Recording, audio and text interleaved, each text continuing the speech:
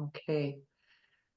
So because I'm mostly going through handouts, like not really, well, they can be used as handouts. If you're interested in receiving them, just put your email address in the chat and Joanne will make a list and then I'll send them out to you. So that's kind of how the first thing will be a video and then the following will be just things that I use in my practice and things that, I thought might be helpful for folks to use. So they both explain polyvagal theory, but it also talks about the intervention, how you view the intervention.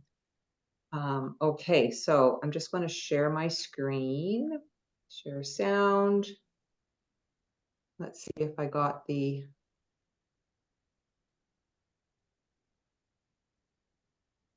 video there. There it is. Okay. So this is the first 4 minute is just a description on YouTube. This is Dr. Porges, and he's providing a nice sort of overview of polyvagal theory. And basically, you'll find that some of this will be kind of repeated in different ways from the different handouts that we'll go through today. A triangle upside down, okay, with a point. This is the brainstem. I'm talking about the circuits that are being regulated in the brainstem that regulate our underlying state, percolate information up to the brainstem, and the brainstem literally is transmitting that information to higher brain structures, enabling access to different brain areas. So that when we're in safe states, we can access higher cortical functions, but when we're in dangerous states, those systems turn off and we're defensive. If we think of this triangle, and each time we get higher and higher, we have greater diversity of expression and outcome. So I'm talking about basically 3 states that provide a neural platform for great diversity of expression. If you are in a constant dangerous environment, your nervous system is going to find it difficult to detect safety. So if it can't detect safety, it's going to be in the state of more fight, flight, a low threshold to react. And when you're in that state, you're going to misread other people's cues. So you're more likely to see neutral faces as being aggressive. You're more likely to see fearful faces as if they were angry. So you can really confound difficult relationships. So you won't be able to use people to self-regulate. They'll become threatening and reactive. So if you have a history in which there is no experiences of using people to regulate in a very pro-social positive way, people will then become threatening or damaging to you. And what I always want to emphasize is that the social interactional behavior is a neural exercise. It's a neural exercise of using newer mammalian structures, in a sense evolutionary newer structures, to inhibit very primitive defensive systems. So if we feel that we're in safe environments, we'll use our face, we'll use the intonation of our voice, and we'll negotiate a relationship or maintain safety by doing that. And this is what friends do, this is what lovers do, this is what supposedly teachers are supposed to do and therapists, right? If we're a little bit in a more dangerous situation, like a novel environment, we don't know anything about it, we'll go into another physiological state that will support fight or flight mobilization behaviors. And if we can fight or flee, get away from something, then we've actually negotiated that danger. But what if we can't get away from the danger? What if we're held down or we're in a confined environment? What if we're trapped in a car or a plane or in a bathroom and someone is now going to hurt us? The possibility is that we could trigger a third circuit which shuts us down. And it's that shutdown circuit that makes it's so important in understanding trauma, and the polyvagal theory articulates that shutdown circuit, while most other theoretical models of trauma and what people would call stress disorders only talk about a fight-flight system. Okay, so that's the core of what I would tell a person about the polyvagal theory. And the second component of that core is that these responses are not voluntary. Our nervous system is picking up information in the environment and evaluating that information, not on a cognitive level, but on a subconscious, we want to bring back that term, but on a neurobiological level where we're picking up features of risk or danger. And our nervous system puts us into those different states. And we can become aware of that because when we're in certain environments, we may feel our heart pounding And we ask the question, why is my heart pounding? And then you'll say, well, something in the environment must have triggered it. But often we don't know the cues that trigger these things. So the point I want to make is first that the polyvagal theory provides us with an understanding of three neural circuits that support different types of behavior. One is social engagement behaviors in safe environments. The other is fight, flight, and mobilization behaviors. And the third one is really a shutting down, a second level of defense. Let me get. Okay. Now, how do I get back to, see, this is where I'm not Yeah, I familiar. think Have to stop get sharing. You can stop click sharing. on stop Oh, okay. sharing and that should take you back. There you go. Okay. So that's just a nice little introduction from YouTube. You can sort of relate that social engagement system that he speaks about, which we'll talk a little bit more about, to the attachment that we need to provide to each other through our lifespan, but also to our children, so that they can feel that sense of safety. And he spoke about polyvagal theory and its how it's been helpful in the field of trauma, but it's also been helpful in just so many other ways of viewing behavior. And knowing that we can be triggered internally or externally through a variety of ways, and not just trauma. So sensory processing, being sound sensitive, can trigger responses, all sorts of ways of being in the world that have nothing necessarily to do with trauma, but our internal environment or our external environment can trigger some of these responses. Okay, I'm just trying to figure out I'm trying to find my next.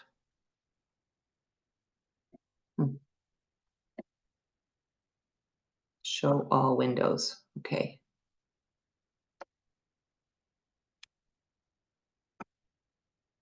Understanding.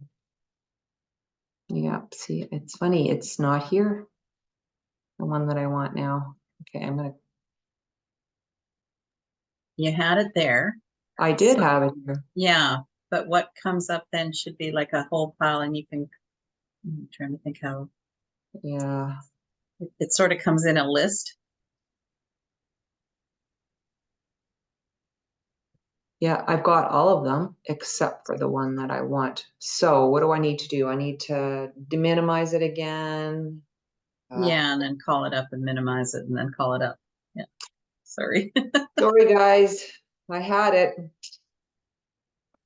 Um, That's okay. While you're trying to fix it, I'll say hello to Donna Tom if she's still there.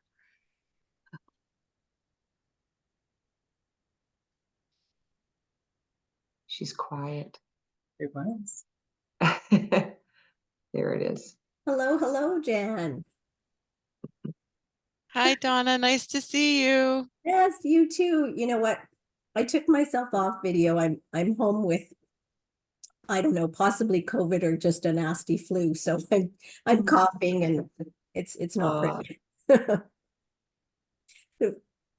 That seems to be what's happening these days. Yeah. Okay, so here's a ebook that now I have to figure out how to move you guys out of my view here. That kind of goes through, I'm gonna go to the very top. So it's Unite has purchased ILS, Integrated Listing Systems, with ILS was located in Colorado. My Unite is in Toronto. They purchased ILS, so they've got a combined business name now. And they have now taken over the Safe and Sound Protocol and the polyvagal theory. They distribute a variety of listening and sound kinds of, or regulation kinds of therapies, more device kind of based. So here is a little bit of a description: the body's response to the world around us, which is kind of what you heard Stephen Porges talk about there. the idea that we are have neuroplasticity, our brain is able to change. So although he talked about how our reactions are kind of automatic, the idea is that we can make changes to the reactions from our brain. Here's a little bit of a description or a visual of the vagus nerve. So the vagus nerve is a very, very long nerve that goes from our ear with branches off of the vagus nerve, which I'll show in another slide, that go onto the face. Remember, he talked about when people are safe, they smile, and you can see it on their face. So that's kind of where that takes place. And then it goes all the way down to our heart, our lungs, our stomach, our diaphragm. Like all of this is part of the vagus, and then all of these branches. It supports the parasympathetic and the sympathetic and the autonomic nervous system. Those are all just, other areas of thinking about when you're thinking about regulation. And he talks about polyvagal theory as more of a bottom-up therapy. So instead of being a cognitive-based body therapy, it's more about, or approach, it's more about understanding the body and the internal control center and how that regulates. So these are the three states. Let's see if I can make this a bit smaller so we can read it all at once. So parasympathetic system. So the parasympathetic system is the calm down. It's the rest and digest system. So it's associated, and these are where the words get a little bit large. He uses ventral vagal, which is his way of describing kind of the more genetic, not genetically, sort of evolutionarily newer parts of the vagus, which are the upper vagus. And that's where we have the social interaction, the connection, and cognition. So that really includes more of the areas of the face and the eyes and the mouth and the ears and what you see when you're socially connecting with people. You see, that softness and the interest. Movement in the upper half of the face is what he'll often talk about in knowing if people are really attuned and engaged and with you. Then we have the sympathetic state, which is more fight-flight, which we often talk about. And that's when he referred to that as being kind of more well-known in the therapeutic world. And the important thought about that is that it involves mobilization of muscles. So when you think about fighting or running, your muscles are engaged. So that engages your heart and your lungs because you have to do something. And then the part that makes polyvagal theory a little bit more unique is the dorsal vagal state, which people have recognized the freeze state or shutdown, but what Stephen Porges has done is talked about it as a different layer. And that when we become threatened, and of course, remember, this is a perception. What might shut down one person may not shut down another person. So sometimes it's tricky for people to go, well, why is that student in the classroom, for example, like quiet and seems to be in shutdown? There doesn't seem to be anything going on. But from that student's perspective, there is something going on and they may not recognize it. But so realizing that dorsal vagal is that state of freeze and kind of that deer in headlights. And it's just the body's response to a threat. And so for whatever reason, some individuals will go into shutdown. He talks about how when we're looking at sort of functional responses, that of course ventral vagal is the most functional. Sympathetic is actually more functional than shutdown. So what that means is that even though when somebody goes into shutdown, like I often will talk about students in school, or even children, at homes, for example, when they go into shutdown, they become very quiet. They're pretty easy because they're in shutdown. And then you have the kids that are more in sympathetic activation that are fighting and yelling and agitated or you can be in a playful, just over the top kind of playful state that are in sympathetic. And that is actually more functional than being in shutdown, because when you're in sympathetic, your body, let's take it from a position of trauma or not sort of the more positive behaviors, but the more negative behaviors or the more unhealthy behaviors. I don't want to say that either, that's wrong, but just from that more fight flight perspective, when you're in sympathetic, you still have a sense of agency that you can do something to change your state. So Bessel van der Kolk in his book, The Body Keeps Score, has a very interesting example of this. And so a couple were in a car accident. He went into sympathetic and she went into dorsal vagal. Basically, the long and the short of it is that his recovery was much faster than her recovery. So in his mind, in his body, he was getting out. He's going to fight his way out. He still has a sense of agency and you still have a sense of control that I can do something. She went into shutdown, and basically that's kind of your body saying there's nothing I can do. I'm going to die or I'm going to give up. So you can see that from that perspective, it is more functional to be in a sympathetic state because it's just more about survival in that way. Does anyone have any questions? That makes sense? Okay. Changes the state to regulate. So that's kind of what the whole polyvagal theory and the safe and sound protocol are all about, is trying to change the state to a more of a ventral vagal state of regulation. And how they also, one of the things I'm going to show you is a book that they have of nervous system regulating activities. So not only are we, not only is he promoting his therapeutic tool, but also just a lot of other tools that many neuroscientists have promoted, from humming to tapping to physical activity to rocking, like sensory-based activities are all kind of woven into polyvagal theory as well. How the body and the mind develop. So just realizing that on the bottom of our central nervous system is our sensory systems. So that those are all really key to regulation, and those together build the next level, which is sensory motor development. So a combination of posture, coordination, motor planning. You need all of these bottom ones to build, and then the next level up is perceptual motor, and then you have learning and that kind of behavior. So being able to think. So there's a pyramid that goes to that. So we often will talk about how we need to have that bottom of the pyramid kind of organized. Polyvagal theory provides a scientific framework for bottom up, and then they're multisensory products. That's what My Unite kind of promotes. I think that's the last page here. Yeah. Okay. So now I need to stop sharing again, I'm guessing, right? Okay. So now what I want to show you is something that I've just kind of put together.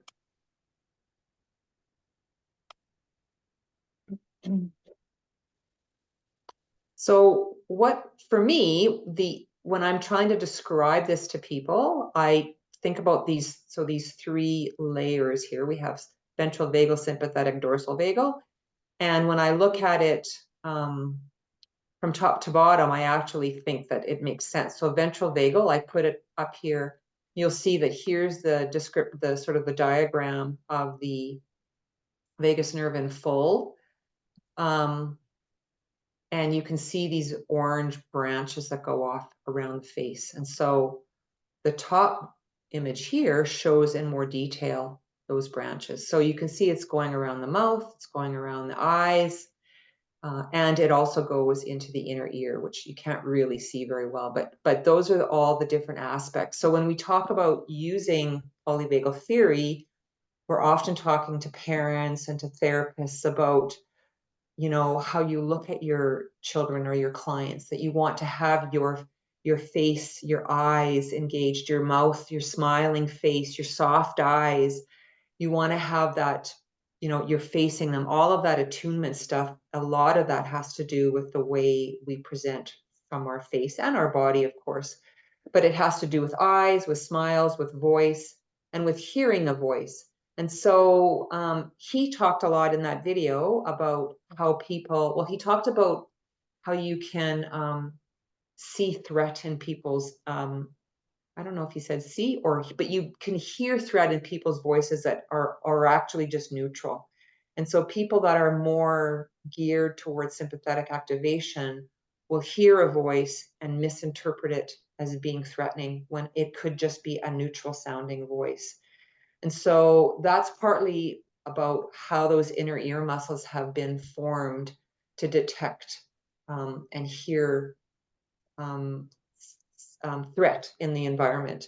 So how we use our voice is also very important, because what we want to do is make sure that people hear the attunement in our voice and the prosody in our voice, which is the up and down values to our vocal messages that we say to people. Okay, and then the next layer is a sympathetic. So when I look down again, I think, okay, so that was the top layer, that was the face, and now the next layer in my mind is often more directly involved with the heart and the lungs.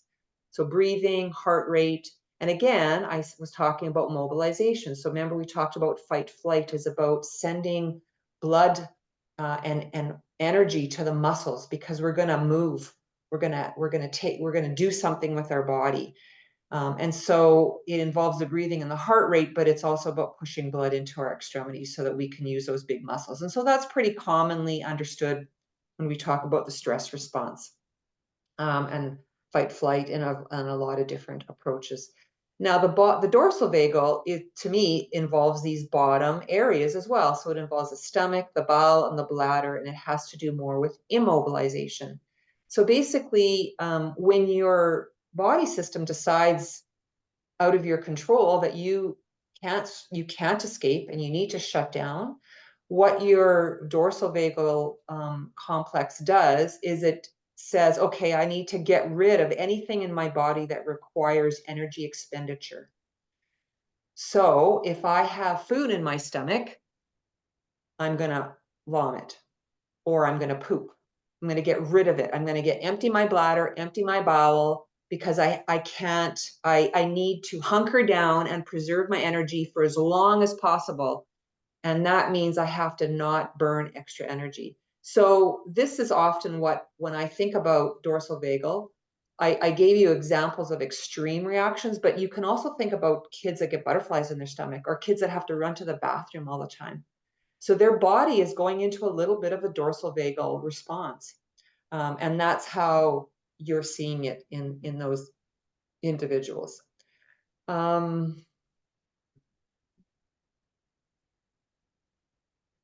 Here's another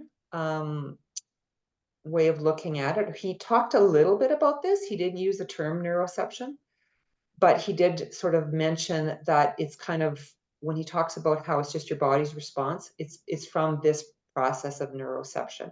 So what's interesting is that the vagus nerve, the majority of information from the vagus nerve is afferent, which means it's going from our body up into our brain. And that only 20% is motor or efferent, going from our brain down into our body. So this explains how neuroception works. And neuroception is just a fancy word for your gut feeling, your gut response to something. So we have neural circuits that distinguish situations that are either inside of our body or outside of our body, or people that are safe, dangerous, or life-threatening. And so those messages come into our body and then go up, and some people are better at interpreting those messages. What can happen is that we can have faulty neuroception, which can create a lot of difficulty in a variety of diagnoses, but it can also create difficulty, which may or may not be related to diagnosis. But I often think about people who trust people that they really shouldn't. That's faulty neuroception. When your body, you've been with a friend and they've, they have a relationship or a friend, and you just get this not so good feeling about that person, but this person's in love with them or whatever.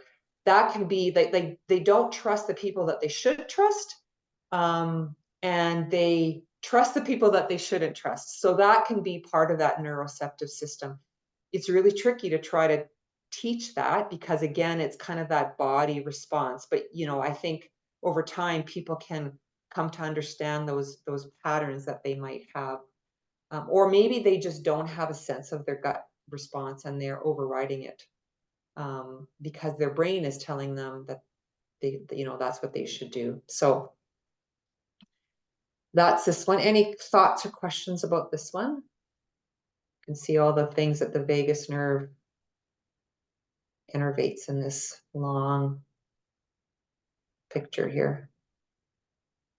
Okay.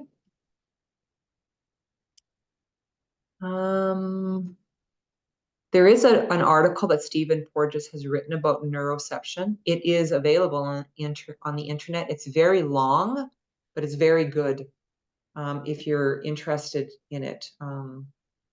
I have it, the title of it, but I didn't put it on here because I knew that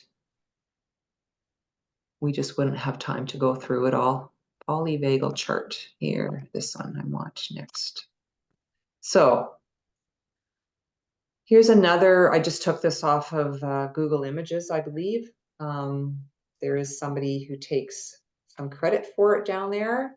So again, another view of the autonomic nervous system from a more graphic kind of image. So you have the triggers can be from the outside or the inside of the body. So, we often think about outside the body triggers, but you can also think about things like, pain, chronic pain, like things that are happening inside of a person's body as triggers as well. And often when I work with families with autism, with children who don't have verbal abilities, we're constantly trying to figure out what's going on. And there are oftentimes that there are things happening inside of their bodies, whether they've got an earache, an ear infection, or a broken bone, and they just not only do they not perceive pain in the same way, but it also will come out in a different kind of a behavior that everyone's scratching their head over trying to figure out what's going on, which is another example of how some of these parents become masterful at attuning to their child's needs. So you have those outside and inside the body cues, which go into the nervous system, and then these are kind of the different ways of viewing those cues. So life threat, which is a dorsal vagal. That's another. Everybody uses these phrases differently. Or you go into an under aroused state, your heart rate drops, you become immobilized, and you can also can also be where people dissociate. And they collapse or they faint. That can be part of that.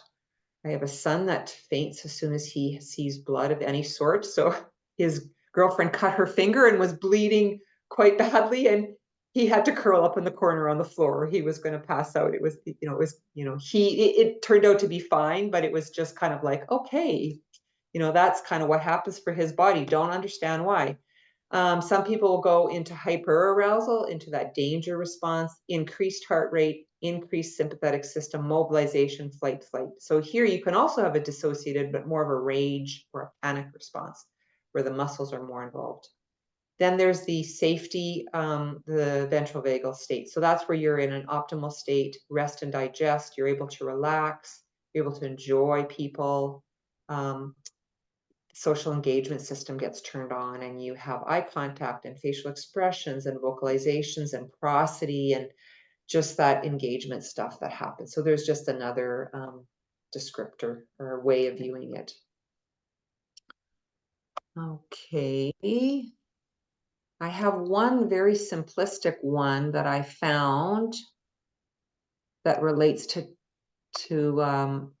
children. And to me, this kind of nicely sort of brings in the zones of regulation colors.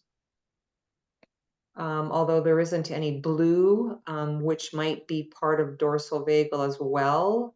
They just, I guess to be fair, dorsal vagal would be more about probably blue, and you might have sympathetic would be red and yellow, and then green would be ventral vagal. So that's just another little image that added faces into it.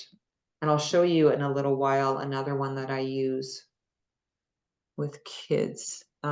Here's one that I have used this one with teenagers.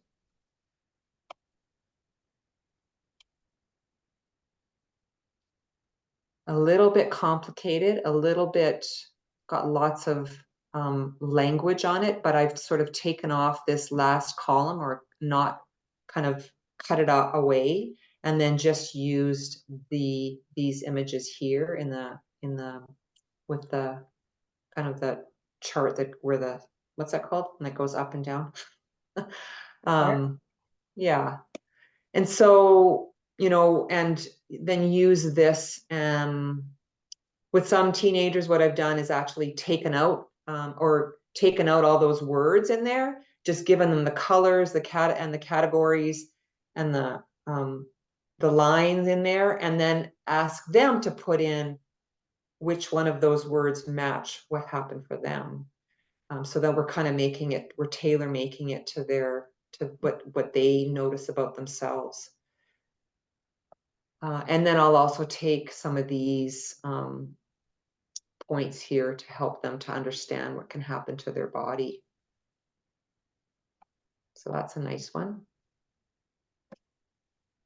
And here's, I call that the arousal continuum. And then here's another nice handout from,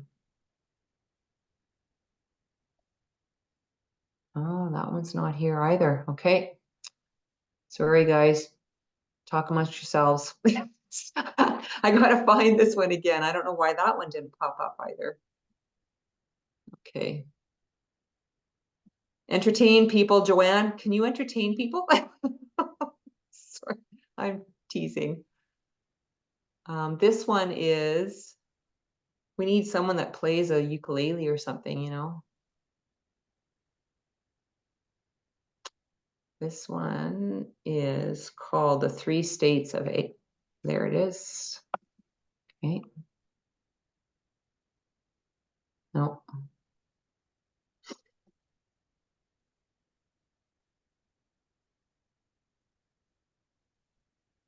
Three States of A and S from Grounded. That's the one. Okay. Okay, I'm going to be really good at Zoom by the time I'm finished this. Now it's not, oh, there it is. So this is put out by My Unite. So what I've done is I've also used these images, and I've cut out the images and again kind of added to the handout that we're working on with a child. So talking about, some of this might be too wordy for kids. It can be very helpful for parents perhaps, but for kids it can be a little bit too wordy. So I'll just use the images, but I find the images to be quite nice. I'm happy to connect. I get your humor and your jokes. I can easily tell if you're lying. I read faces accurately and approach with openness and optimism. I can be around people who are upset, angry, and anxious and tell if they're upset is because of me or something else. So this is part of that stuff with not being able to read people's facial messages or hear their voice accurately. That kids that are, or people that are in a state of sympathetic activation, or it's almost like they're always taking it personally, and that's not really what it is. It's just that their body is taking it that way. And so in this state, you have more of an ability to be empathic. You can also see that over here, it says, I'm open to bonding with others. I'm prepared to gradually share information about myself. So these are kids that can talk about themselves in a classroom or in a daycare setting. They're not frightened about being at the front of the class per se, although some can still have some anxiety around that. I can take risks. I like myself. I'm strong and smart. I can be flexible. That's a big one, right? I can switch tasks easily. So that transition, my memory works great. So knowing that when we're in a state of sympathetic activation, our memory systems really are sort of disconnected. And memory always works better when we're in a when we're in a together state with other people. So here's a sympathetic. I am threatened. So you have fight or flight here. And again, social engagement is off. I'm in fight or flight. I'm angry, I'm scared, I'm worried, I'm anxious, I feel vulnerable, I do not feel safe. planning. And so this is where kids can't sort of do some of those problem solving things that we'd like them to do, because their emotional brain is literally turned off. So emotional brain is in charge, and where the stored memories with strong emotions get triggered and replayed. So that's not where their problem solving emotional memories are. That's in your hippocampus, and that is what gets disconnected when you get into sympathetic. I cannot make or discuss my choices. And then you go further down here, you can see interactions. I'm not interested in social interactions. I read blank faces as angry or threatening. Unless you are non-threatening, meaning you're quiet and small and at a safe distance, I'm assuming you are a danger. And if others move too quickly, I'm assuming they come for me. And it's not a cognitive assumption. And I will respond by defending myself. And if I'm not allowed to move, I will have to move in other ways. And so here you have folks that will start throwing things, crawling under a desk, wiggling, fidgeting. So moving in big ways or moving in small ways, because they have this need to mobilize. Their muscles are being mobilized. They're easily startled. So they have a very strong startle response. My stomach or my head might hurt. I'm only focused on getting away or getting rid of the threat. I'm in survival mode.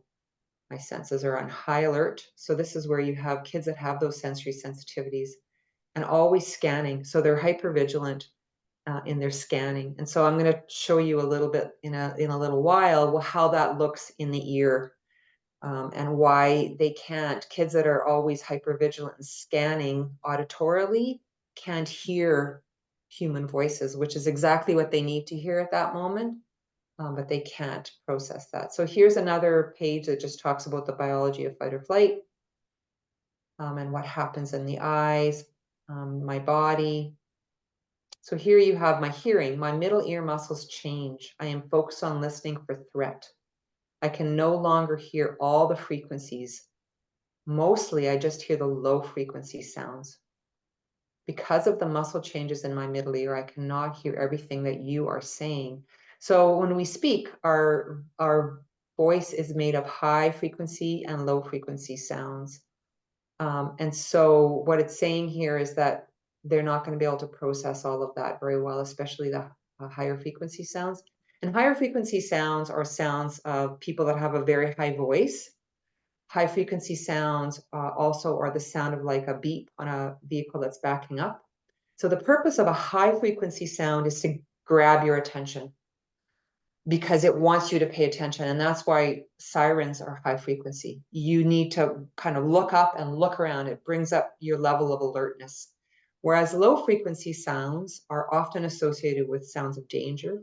In our environment, low frequency sounds are the sound of thunder, the sound of a truck rumbling down the street, and low frequency sounds at a certain level of low frequency change into vibration, which is movement. So in our inner ear, vibration and movement, our sound system and our vestibular system, which is our movement system, kind of share the same fluid. So they're two different systems, but the fluid that moves from, that is triggered from our sound waves, and it triggers at our eardrum into fluid waves, those fluid waves enter both those systems at the same time. So if the sound is very low frequency, you're going to feel it. Another example might be someone stomping upstairs. So you can see how all of these kind of sound kind of threatening.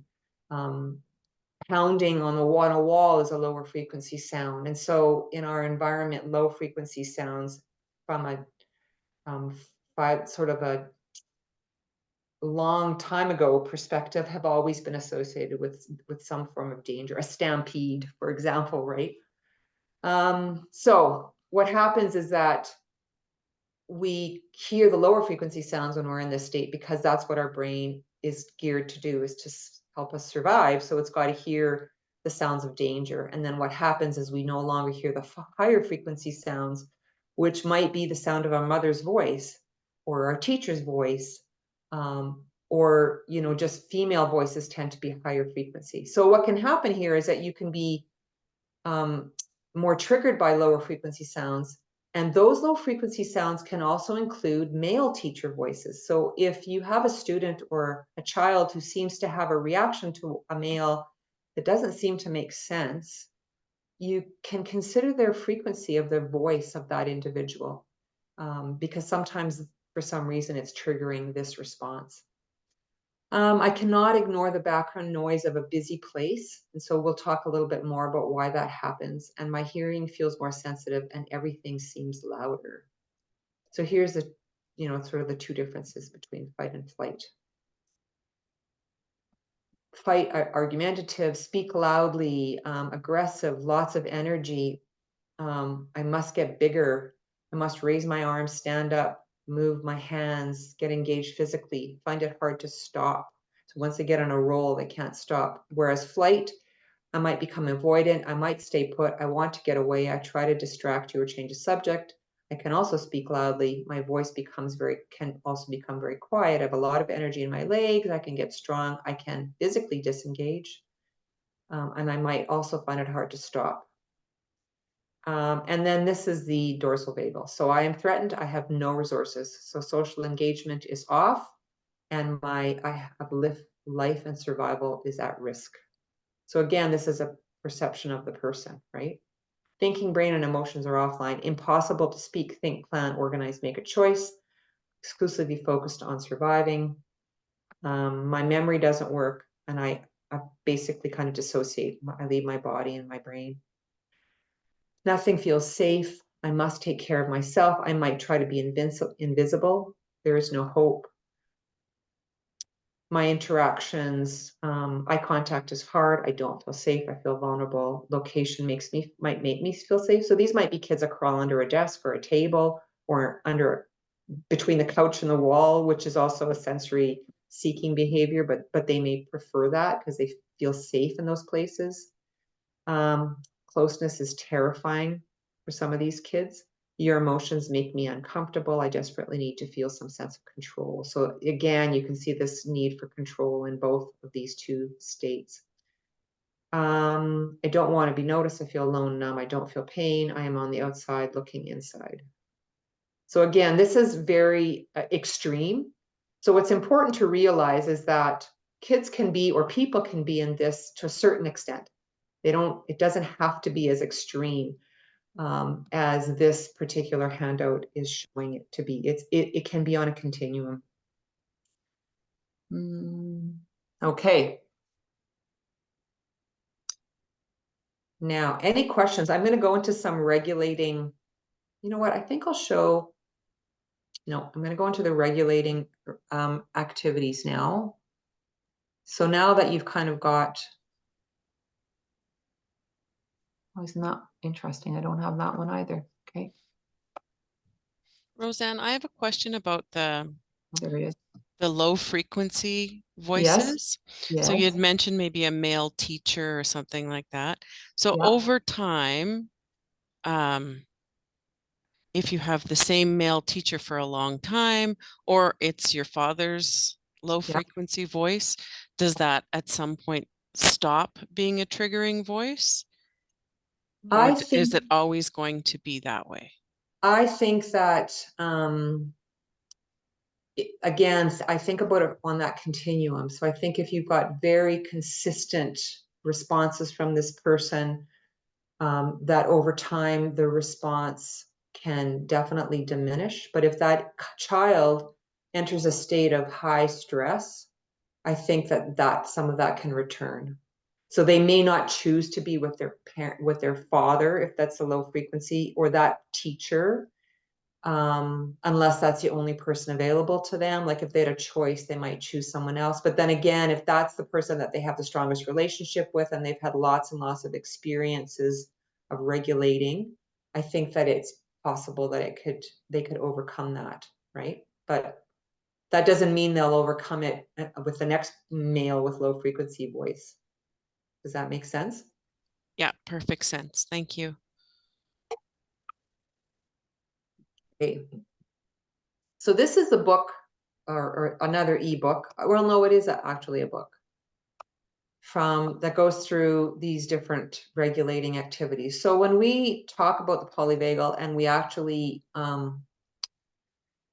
when I actually do the Safe and Sound protocol, which I'll talk about in a minute, which is the strategy that polyvagal theory uses. It's a sound therapy. It uses listening at different kinds of music. They now have a classical playlist and sort of a female folk or pop music kind of playlist.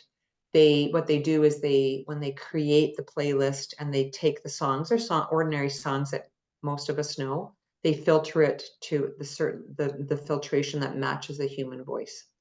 So that's the therapy that goes with it. And while we're doing that with folks, we are still always teaching them about how to use other strategies for regulation. So this is a book that they put out talking about mindfulness, sensory orientation, visualization. So all of these, I'm just going to have little descriptors you can see here. So some of these will be things that you guys have tried before, bring your attention to, different things in your environment. Use visualization. It's just nice that it's kind of all written down. It's interesting that they talk about singing and chanting and humming.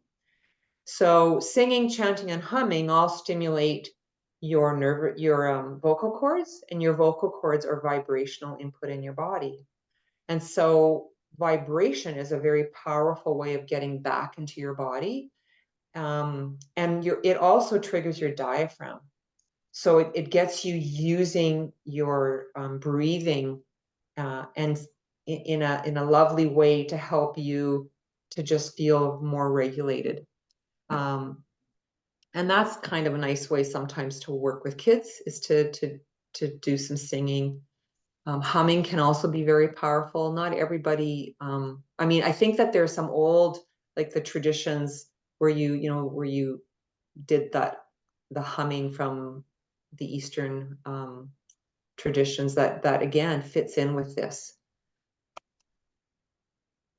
4-part box breathing, most people are aware of. Yawning, so interesting. Trigger a deep yawn, do 6 or 7 fake yawns, and eventually a real yawn will emerge. So again, that is part of that diaphragm system, right? And yawning is also a little bit like a stretch. Diaphragmatic breathing. So that's interesting. And it is different than just belly breathing. We often talk about belly breathing when we're trying to teach kids breathing, but diaphragmatic breathing is actually where you're not extending your belly, you're extending you're flaring out the bottom of your rib cage. So to do it properly, when you breathe, you should feel the bottom of your bottom ribs kind of expanding and then going back in. Whereas belly breathing, you're like literally distending your stomach, which is different. But I know that when we were teaching it to kids, it's too difficult to teach it very well. But for adults, this is a great activity. Resonance breathing. So this is just oh yeah, okay, I'm just looking at it. It's breathing again, but just breathing in for a count of 5 and out for a count of 5 or 6. Inhale and exhale slowly. Extended exhale. So again, it's kind of another variation of breathing. So you guys are probably aware of that, where you inhale for 5 and you exhale for 10. So what's nice about exhaling is that they say that when you inhale, it actually slightly increases your heart rate, because you're taking in information from the world around you and your brain is kind of analyzing it. So it's a little bit excited about that. And when you exhale, it's not doing that. It's kind of getting rid of the air. There's nothing to be excited about. And so when you extend your exhale, you're actually, more clearly lowering your heart rate at that time. And that doing that breathing for a longer period of time, I often will say like 5 minutes, can really help your regulation system. One of the things that when I was working with EAs in the school system, I would always say to them, because we're always trying to get EAs or teachers to be regulated, and they're the ones that are often in really difficult situations with kids. And so I would say to them, the only thing that you can do in those moments is use your breath, because that's the only thing you have with you, is to use your breath. So we practiced a lot of breathing, because the problem is that when your child is activated and you become activated, you also don't think about what you need to do. So the more you practice it, at some point it becomes a little bit more user-friendly or second nature. Releasing the neck. So a lot of the pieces of the vagus nerve, the nerves go through the neck. So stretching your neck, rolling your shoulders, doing those kinds of things can also be helpful. Shaking. So that's just, yeah, gently rolling, shaking. Rhythmic movements, to me, are another form of regulation. Self-touch. So that's like giving yourself a big hug. One of the things that I talk about is hookups, which is where you just kind of wrap your arms around each other and give yourself a big hug. You can also just do this kind of hugging. Rhythmic movement. There's lots of different ways of doing that. Let's see, what else do we have here? Joint circles. Yeah, so lots of different ways of moving your body. Joint compression and deep pressure. So if any of you are familiar with OT, then you're familiar with the use of deep pressure touch and joint compressions to try to just activate those calming joint receptors in your body, on your hands or your shoulders. And yoga, I think this one is yoga. Yeah.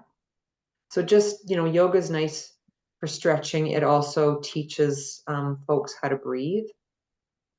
So that can be a nice thing to do. And an ear massage. So interestingly, that's part of where the Safe and Sound protocol, aims its intervention, is through the inner ears. So if you just take your ears and just kind of unroll them, starting at the top and unroll them all the way down, that can actually be calming. The other thing that I do some of this, I put my fingers in my ears and I just kind of move my ears around. It's feels kind of goofy. And sometimes the other thing that I just do that's not on here is I just take my hands, my fingertips, and I'll just move my skin on my skull.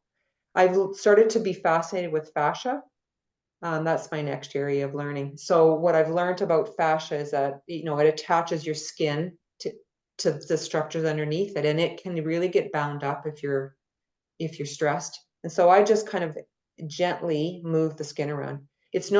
Fascia does not like a massage per se. It likes gentle movement.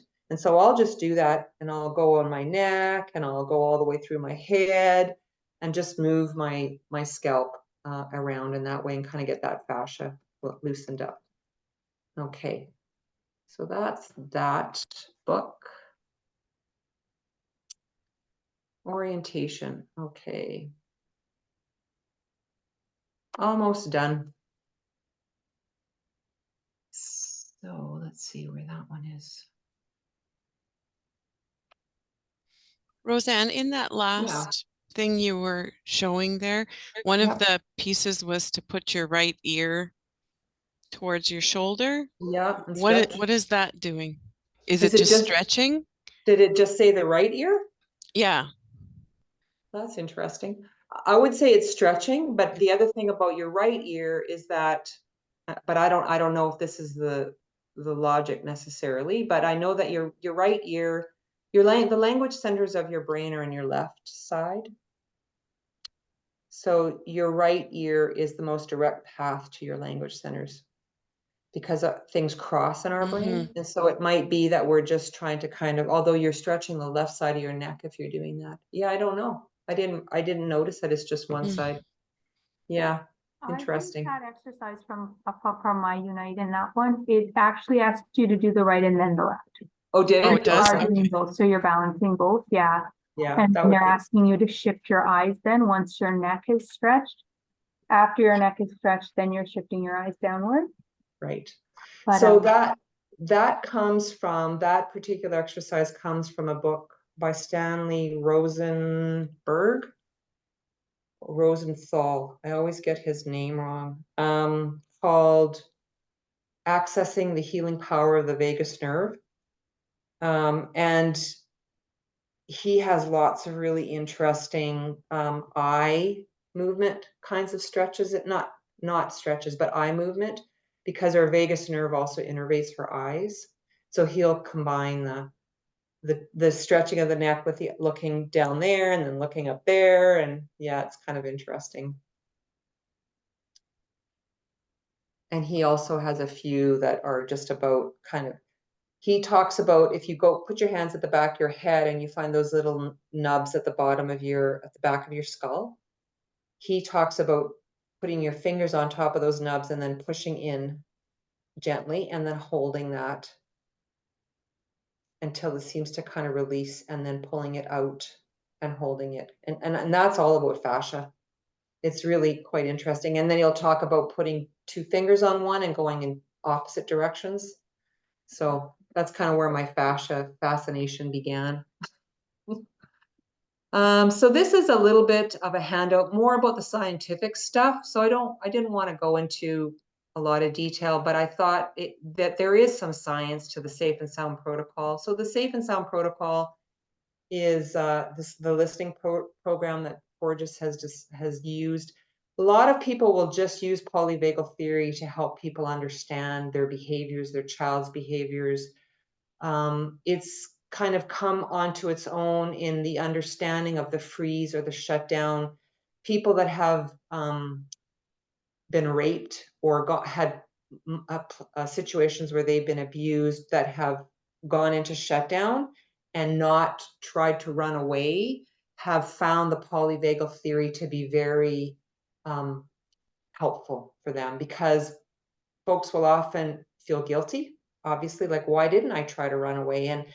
And this explains why you couldn't run away. Your body just wouldn't let you run away. And so it's been very helpful for folks that have had those kinds of situations in understanding their reactions to things. So that's just using the whole polyvagal theory. The actual treatment is a Safe and Sound protocol. So it's just it's an app that goes on a phone or a device with a headphone that gets that you listen to. The only requirement for the headphones is that they are not sound canceling, because sound canceling headphones emit a mid-frequency sound to cancel out the sounds in the environment. And of course, we don't want to interfere with the sounds from the app. So the songs on the app are specially designed, and this is kind of the basis upon why they've done it. So it says here, it's an innovative intervention designed to help people with social communication and behaviors by lessening their hearing sensitivities. So that's part of how they market it, and improving their ability to process human speech.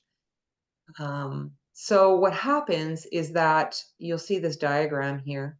So this is sound. So the big red shaped kite is the sound in the environment. And within that, you see that little blue shaped kite. That's the human voice, the sound of the human voice. So if someone is in a state of sympathetic activation and they're always surveilling their environment for danger, then their ear is listening, is at the top, is the top diagram.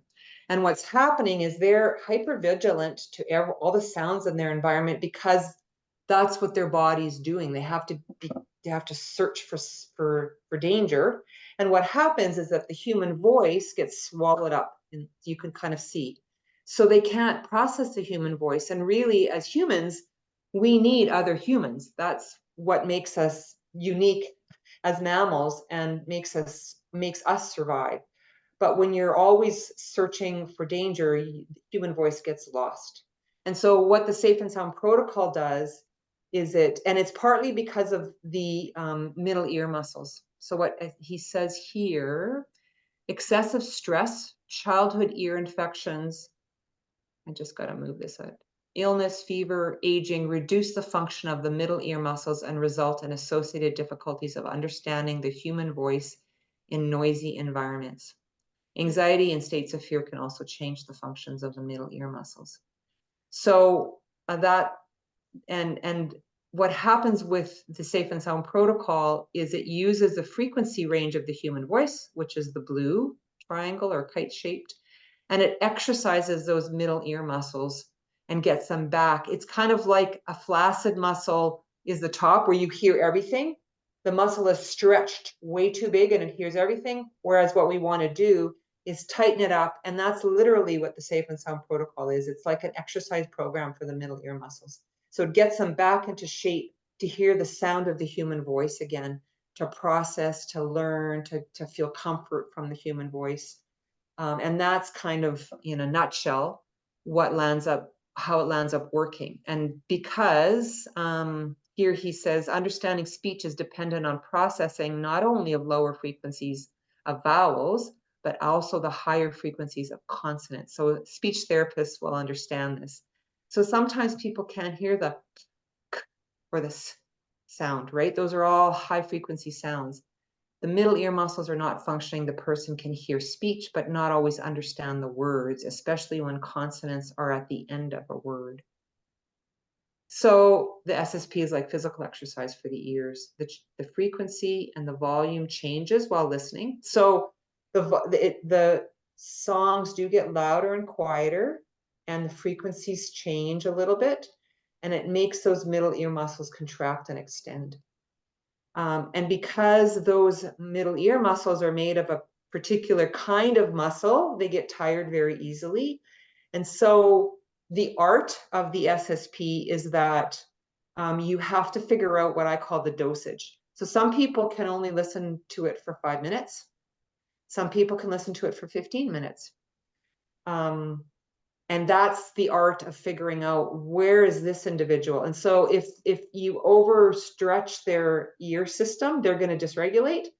And so we're always trying to find the just right level. And if people do dysregulate, then we have to figure out how to regulate them again before we give them another dose of listening. So that's kind of where all of this kind of pulls together. And that kind of is it. I had another, I don't know, does anyone have any questions about this handout? This is just a little more of the technical stuff, so it doesn't sound, it sort of sounds like it, makes sense from a physiological perspective.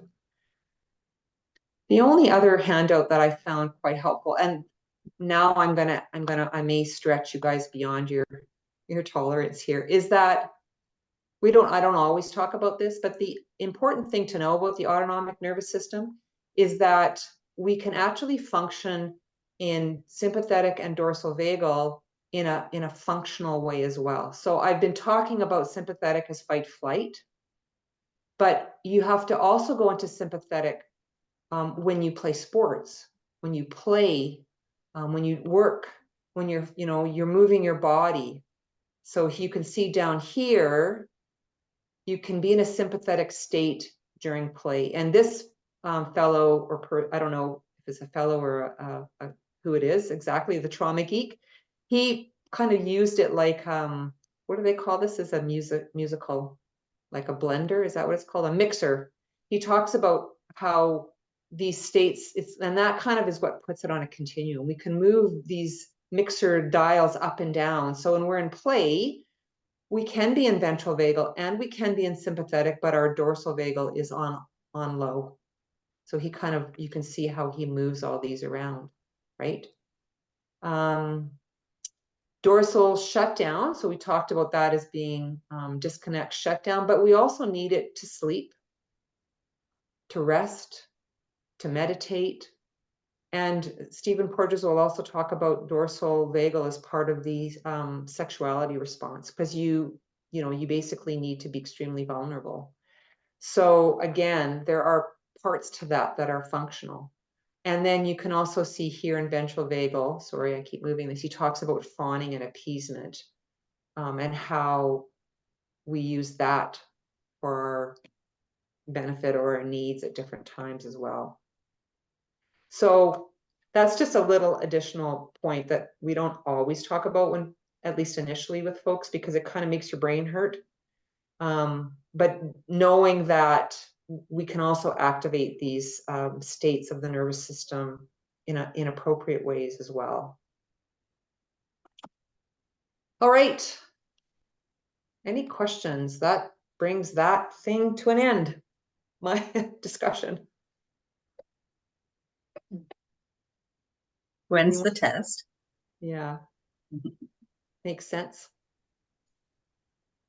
Yeah, it's kind of exciting to know that someone else is using the Safe and Sound protocol here.